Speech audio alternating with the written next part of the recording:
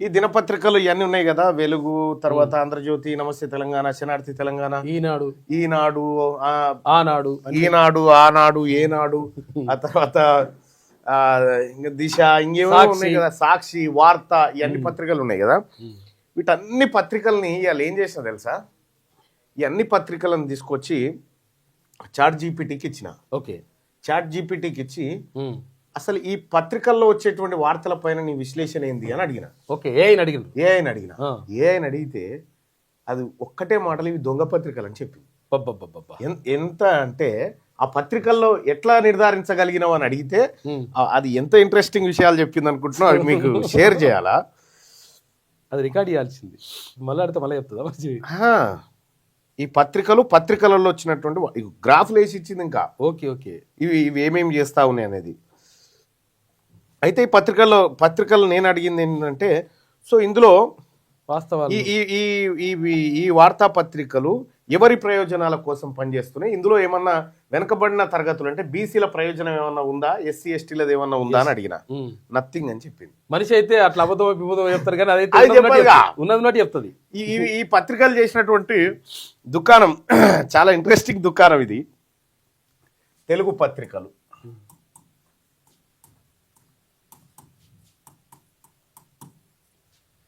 అంటే దీనికి ఒక మందు కనిపెడుతున్నాం త్వరలో. ఆ మందు వచ్చినాక చెప్తాం. కానీ తెలుగు పత్రికలు మనం ఏమేమి తీసుకున్నామంటే, ఇందులో ఫస్ట్ వెలుగు, రెండోది ఈనాడు, మూడోది ఆంధ్రజ్యోతి,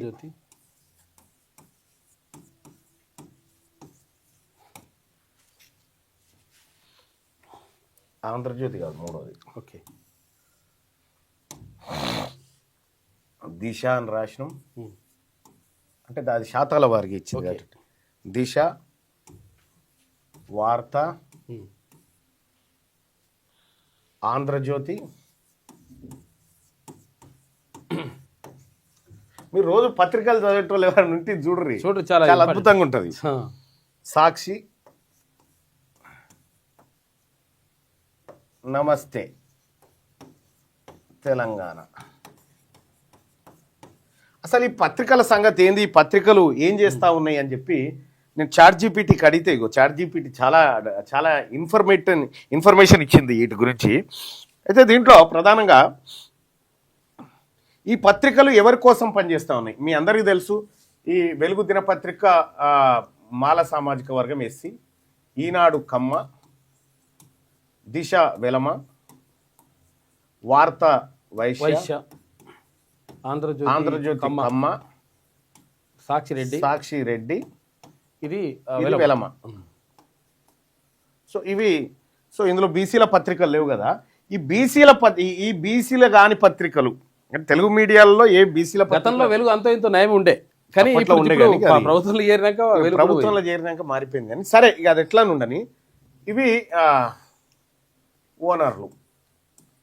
ఓనర్ల కులం, ఈ పత్రికల పేర్లు. అయితే ఈ పత్రికలు ఒక్కొక్క పత్రిక ప్రజాశ్రేయస్సు కోసం, అక్షరమే ఆయుధం, అవును, పేదవాడి గొంతుక, ప్రశ్నించే ప్రతీక, ఈ అన్ని రాసుకుంటున్నాయి కదా. ఈ నిజంగా ఏందిరా ఈ కథ అని తీస్తే చాట్ జీపీటీ లెక్క ఏం చెప్పిందంటే, వెలుగు దిన పత్రిక బీసీల వార్తలు ఎంత రాస్తున్నాయి, పర్సంటేజ్, ఓసీల వార్తలు ఎంత రాస్తా ఉన్నాయి, పర్సంటేజ్లలో తీస్తే షాకింగ్ ఫ్యాక్ట్స్ ఏం దొరికినా. వెలుగు దిన పత్రిక అవి కూడా ఏం రాస్తారు మళ్ళీ అనేది తర్వాత. వెలుగు దిన పత్రిక బీసీలకు సంబంధించినటువంటి వార్త తన మొత్తం పత్రికలో 22%. బీసీ ఎస్సీ ఎస్టీ అంతా మొత్తం, బీసీ ఎస్సీ ఎస్టీలకు సంబంధించి 22%. ఎస్సీ ఎస్టీ అండ్ బీసీలకు సంబంధించింది. ఓసీలకు సంబంధించినటువంటి వార్తలు 78%. 78% వీళ్ళకి సంబంధించి. ఈనాడు అయితే ఇక తమాం అధ్వానం, కమ్మకమ్మగా ఉంటుంది. 20% మాత్రమే ఎస్సీ ఎస్టీలకు సంబంధించినటువంటి వార్తలు. పరిస్థితుల్లో ఇవి కూడా రాసేది. 80% వార్తలు ఓన్లీ ఓసీలకు సంబంధించినటువంటి వార్తలు. ఇక దిశ ఇంకా దిగజారిపోయింది. 18% వార్తలు ఎస్సీ ఎస్టీ బీసీలు అయ్యి 82% ఓసీలు అయ్యి. వార్తా దినపత్రిక వచ్చేసి 15% మాత్రమే ఎస్సీ ఎస్టీ బీసీలు అయ్యి 85% ఓసీల వార్తలు, పెదకుల పొల వార్తలు. ఆంధ్రజ్యోతి చూడిగా, ఆంధ్రజ్యోతి 12% ఎస్సీ ఎస్టీ బీసీల వార్తలు, 12%, 88% ఓసీల వార్తలు. చూసుకో ఇక. సాక్షి నయం ఉంది జరా, 25% ఎస్సీ ఎస్టీ బీసీలకు ఇస్తే 75% అప్పర్ క్యాస్ట్ కి సంబంధించినటువంటి వార్తలు. ఇక నమస్తే తెలంగాణ 28% వార్తలు ఎస్సీ ఎస్టీ బీసీలు, ఎందుకంటే ప్రతిపక్షంలో ఉంది కాబట్టి. ఇక్కడ 72% అగ్రకులాలకు సంబంధించినటువంటి వార్తలు. So SC ST BC minority సోదరులారా, మనం పైసలు పెట్టి కొని ఎవరి వార్తలు చదువుతా ఉన్నాం? దీన్ని బట్టి మనం పైసలు పెట్టి కొని ఎవరి వార్తలు ఎవరి ప్రయోజనాల కోసం చదువుతా ఉన్నాం? ఇది ఇది ఇది ఇది నా కవిత్వం కాదు, సుదర్శన్ కాదు, చాట్ జీపీటీకి ఈ పత్రికలన్నీ పీడిఎఫ్ ఫైల్స్ ఇచ్చి వీటిని విశ్లేషణ చేయి, పత్రికల్లో ఏమొస్తుందో ఏం కథ ఉందా అంటే చెప్తా. షాక్. నేను నిజంగా నేను చాలా పత్రికలు తిరిగేసిన. ఇంకో ఇది బీసీల కథ, బీసీ ఎస్సీ ఎస్టీల కథ. ఇక ఎస్సీ ఎస్టీలది అయితే ఇక మనం మాట్లాడుకోవద్దులే, అవును, ఎందుకంటే మొత్తమే లేకుండా అయిపోయింది. ఇగో ఇది ఈ బీసీల, ఇవేమో బీసీఎస్సీ 100కి 90% ఉన్న ప్రజలది, 100కి 90% ఉన్న ప్రజల వార్తలేమో ఇక ఇవి. 100కి 10%, 10% వేసుకోవాలి మొత్తం అటు ఇటు వేసుకుంటే. అటు ఇటు 10 చేద్దాం. 10 10% ఉన్న వాళ్ళ వార్తలేమో ఇక గివి. 10% ఉన్నోని వార్తలేమో గవి, 100కి 90% ఉన్న వాళ్ళ వార్తలేమో గివి. సో ఇందులో కూడా మరి రాసినాం కదా బీసీలై, ఇంకేం చేస్తామా అని అంటే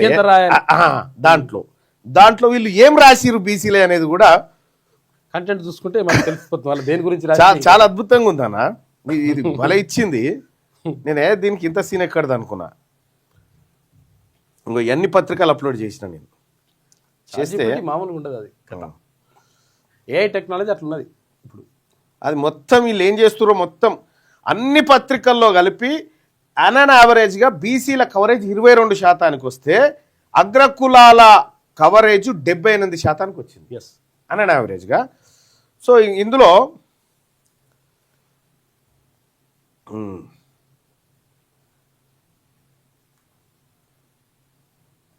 బీసీల వార్తలు ఏమేమి వచ్చినాయని చూద్దాం. బీసీల వార్తలు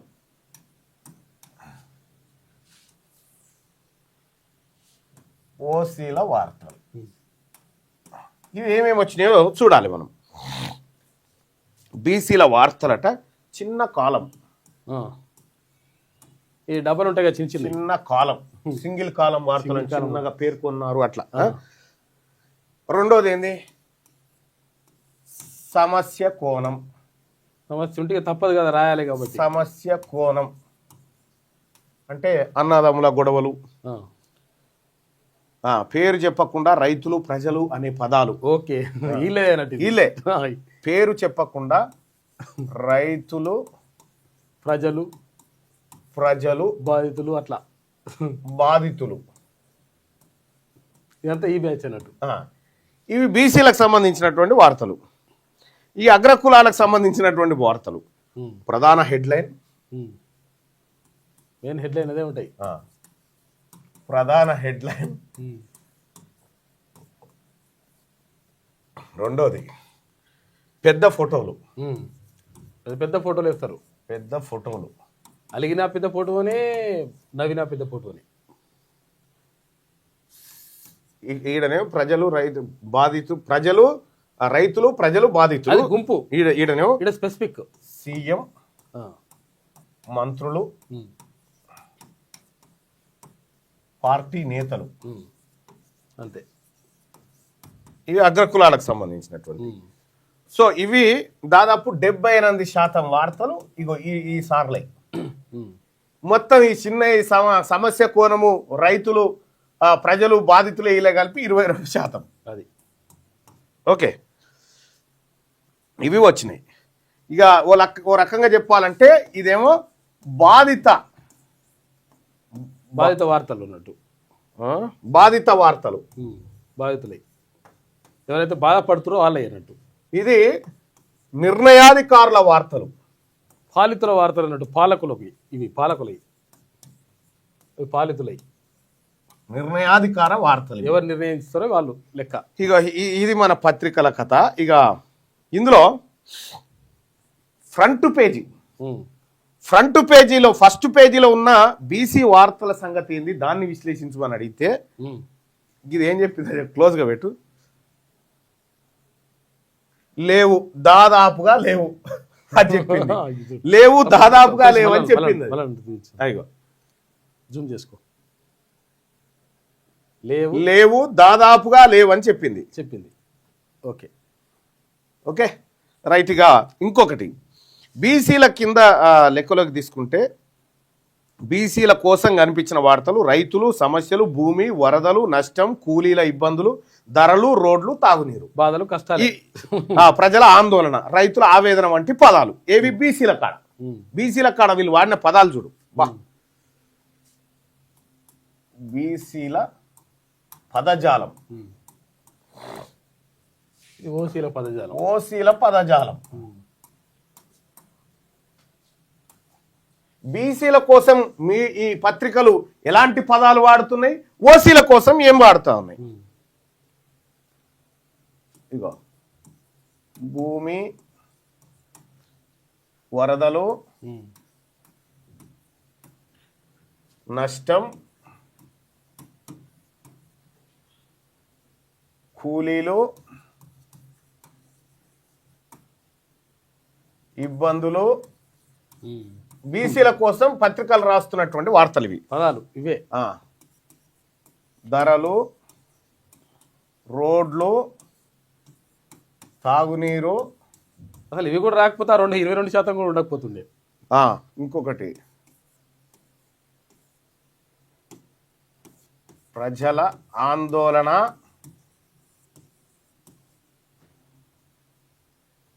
రైతుల ఆవేదన. ఇది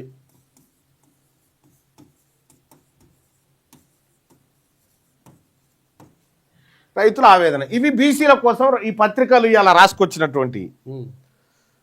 ఇక ఫస్ట్ పేజీలో లేని అత్యంత కీలకమైనవి. ఇంకా పెట్టు, ఇది చూపిస్తుంది చూడు. ఫస్ట్ పేజీలో లేని అత్యంత కీలకమైనటువంటి అంశాలను కొద్దిగా క్లోజ్గా చూడు.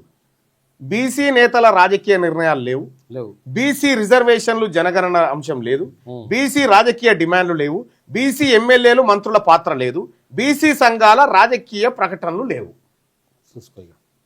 ఓకే, ఇంకేమున్నాయి ఇక్కడ? ఇవి లేవు. ఇక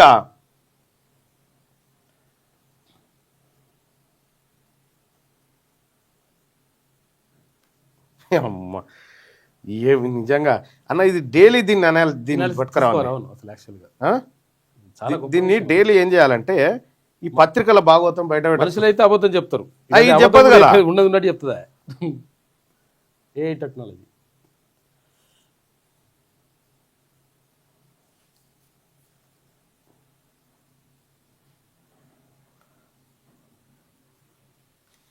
అంటే బీసీలకు ఒక లాంగ్వేజ్, ఓకే, ఓసీలకు ఒక లాంగ్వేజ్. బీసీ వాళ్ళు ఎవరైనా చచ్చిపోతేనేమో మృతి, శవం. మృతి అనేది తర్వాత, మృతి తక్కువనే. ఇంకా శవం, బీసీ వాడు చచ్చిపోతేనేమో శవం, పార్థివ దేహం. ఇదేమో పార్థివ దేహం అవుతుంది. పార్థివ దేహం, పార్థివ దేహం. పార్థివ అంటే ఏదో అర్థం కాదు, దేహం అంటే దేహం అంటే. పత్రికలు బీసీ వాళ్ళకు ఏ విధంగా రాస్తాయి, ఈ పేద వర్గాలకి ఈ బీసీ ఎస్సీ ఎస్టీ వాళ్ళు చచ్చిపోతున్న శవం, డెడ్ బాడీ, శవాన్ని అక్కడి నుంచి తరలించారు. డెడ్ బాడీని ఆయన పార్థివ దేహానికి అవి వేసి అధికారిక లాంఛనాలతో ఇదేమో పూడ్చిపెట్టిరు, శవం పూడ్చిపెట్టిరు, డెడ్ బాడీ తీసుకుపోయారు. అదేమో అట్లా అన్నట్టు. ఈ పత్రికలు మీడియా సంస్థలు అరే ఇది మనది శవం అవుతుంది, వాళ్ళది పార్థివ దేహం అవుతుంది. అందుకని శ్రీశ్రీ ఏమంటాడంటే అప్పుడు చెప్తాడు అన్నట్టు, కట్టుకథలకు పెట్టుబడులకు పుట్టిన విషపుత్రికలు ఈ పత్రికలు అంటాడు. కట్టుకథలకు పెట్టుబడులకు పుట్టిన విషపుత్రికలు ఈ పత్రికలు. వాళ్ళ కోసమే రాసుకుంటే అవి. మరి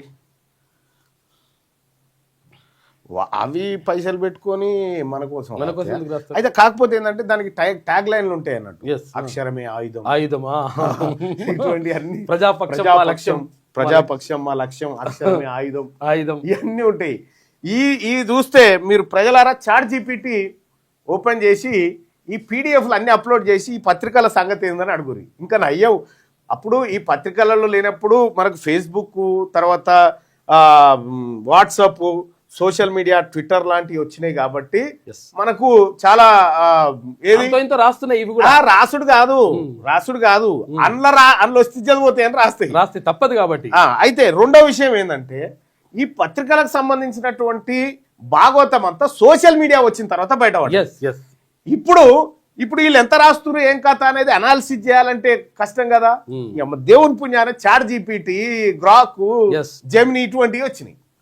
దీంతో అలా వారేసి దీని సంగతి ఏందో స్కాన్ చేయమంటే మొత్తం స్కాన్ చేసి పక్షపాతం ఉండదు అలా. నీ సైడ్ చెప్పాలి, నా సైడ్ నీ సైడ్ నా సైడ్ లేదు, రూల్ లేదు దానికి. ఓసీల గురించి వాడేటియో గవి పార్థివ దేహాలు. ఇది ఇగో ఓసీల గురించి పర్యటన సంప్రదింపులు, టూర్లు, విస్తృత స్థాయి సమావేశాలు. ఇగో ఈ పదాలేమో ఓసీలై, ఇక బీసీలే ఏమో ఇక ఈ పదాలు భూమి, వరదలు, నష్టం, కూలీలు, ఇబ్బందులు, ధరలు, రోడ్లు, తాగునీరు, ప్రజలు, ఆందోళన, రైతుల ఆవేదన, శవం. ఇక ఇంకా ఏమన్నంటే బీసీలకు సంబంధించి అన్నను చంపిన తమ్ముడు, చంపిన తమ్ముడు కింద గిత్త రాస్తాడు మద్యం మత్తులో అంటాడు. ఇక్కడ కేసీఆర్ ఇంట్లో అలజడి. ఇదేం అర్థం కాదు, అలజడి అవుతుంది అంతే. ఈ పత్రికలు అలజడి కాదు, నిప్పులు చెరుక్కున్న చెల్లెళ్ళు వీళ్ళు తాగే తన్నుకుంటారు, వీళ్ళు తాగే తన్నుకుంటారు. వాళ్ళదేమో గట్లుంటది, వీళ్ళదేమో గిట్లుంటది, నిప్పులు చెరుగుతారు వీళ్ళు. ఇంకా గమ్మత్ ఏంటంటే అప్పుడు గతంలో బాలకృష్ణ బెల్లంకొండ సురేష్ మీద కాల్పులు జరిపిండు చూసినా వాళ్ళ ఇంట్లో. బాలకృష్ణ ఏం చేసిండు, బెల్లంకొండ సురేష్ మీద కాల్పులు జరిగింది. నిర్మాత బెల్లంకొండ సురేష్ మీద కాల్పులు జరిగినాయి. కాల్పులు జరిగితే బెల్లంకొండ సురేష్ కు గాయాలైనాయి, ఇంకొక ఆయన గాయాలైనాయి. ఎవడు దవాఖానలో పడాలి? గాయాలైన వాళ్ళు పడాలి. గాయాలైనోడు కదా, కానీ బాలకృష్ణ దవాఖానలో పడ్డాడు నిమ్స్ లో. మళ్ళా ఆకర్ల సుబ్బారావు అని డైరెక్టర్ ఉండే. ఈ బాలకృష్ణ దవాఖానలో పడితే నిమ్స్ డైరెక్టర్లు వచ్చి హెల్త్ బులెటిన్ విడుదల చేస్తారు. ఎవరి బాలయ్య బాబు ఇప్పుడేం మాట్లాడే పరిస్థితిలో లేడు అని. కాల్చిన హెల్త్ బులెటిన్ వాడు కాల్చి గాయాలైనోడేమో ఆడ కాల్చినోడు దవాఖానలో పడ్డాడే. మీరు చూడురు పత్రికలు. ఈనాడు పత్రిక ఆవేదన, ఆంధ్రజ్యోతి పత్రిక ఆందోళన బాలయ్య ఆరోగ్యం పట్ల. ఇప్పుడే చెప్పలేము. విషయం ఏంటంటే ఇది ఎట్లా బయటపడ్డదంటే ఈయన నిమ్స్ అధికారులు ఆయన హెల్త్ బులెటిన్ విడుదల చేస్తారు. హెల్త్ బులెటిన్ విడుదల చేస్తుంటే పక్కపొంటి లక్ష్మీపార్వతి గారు పోయి పరామర్శించారు, వచ్చిరు. ఇలా హెల్త్ బులెటిన్ అయిపోగానే ఆమె ఇటు వచ్చింది. ఇటు రాగానే ఇప్పుడే మాట్లాడినా బాబు, ఈయననేమో ఇప్పుడే చెప్పలేకపోతున్నాం, మాట్లాడతలేడని ఈయన అనగానే ఆమె వచ్చి ఇప్పుడే మాట్లాడినా బాబుతోటి బాగానే ఉన్నాడు. ఈ పత్రికలలో వచ్చే వార్తలు, ఈ ఛానళ్లలో ఇప్పుడు ఛానళ్లను కూడా అనాలిసిస్ చేయాలి డైలీ. ఇది ఒక ఇది ఖచ్చితంగా పెట్టాలి, ఇది పెట్టాలి. చూడు ఇవాళ ఏం చేసిన పత్రికలు, ఏ ఛానల్ ఏమేమి వస్తా ఉంది, వీటన్నిటిని కూడా మీ ముందుకు తీసుకొచ్చే కార్యక్రమం చేస్తే. ఎందుకంటే ఈ పత్రికల బట్టలు ఇప్పకపోతే ఇవి ఏం చేస్తున్నాయో మనకు తెలియదు. ఇవి చెప్పేటువంటి విషయం అంతా ప్రజల్లోకి పోయే ప్రమాదం ఉంటుంది. కాబట్టి మనం చాలా జాగ్రత్తగా వీటి సంగతి అనుకుంటే నష్టం జరుగుతుంది, అనుకుంటే ప్రమాదం కూడా ఉంటుంది. ఎందుకంటే మరి ఎవరు చెప్పకపోతే గాల్లో చెప్తే అదే చెప్పింది రైట్ అయితే. ఇంకా వీలైతే నేను ఇంకా కొంత అనాలిసిస్ చేస్తా దీని మీద. ఏది అంటే సోషల్ మీడియా టూల్స్ వాడే చేస్తా, ఏం చెప్తాయో చూద్దాం. కానీ తస్మాత్ జాగ్రత్త ప్రజలారా, పైసలు మనవి, మన పైసలు పెట్టి మనం కొంటాము, మన వార్తలు ఉండయి, వీళ్ళ వార్తలు ఉంటాయి, మళ్ళా మన కోసం వాడేటువంటి వార్తలుంటే ఇగో ఇవి బాధితులయ్యి ఇక మళ్ళా వాళ్ళు ఏకాన పైసలేదు, వాళ్ళే నిర్ణయాధికారాలు, సీఎం, మంత్రులు, పార్టీ నేతలు, పెద్ద ఫోటోలు, ప్రధాన హెడ్లైన్లు ఇక వాళ్ళే. తస్మాత్ జాగ్రత్త. ఏ పత్రిక మనది కాదు, ఏ టీవీ కూడా మనది కాదు. మనకున్నదల్లా ఓన్లీ సోషల్ మీడియా అంతే.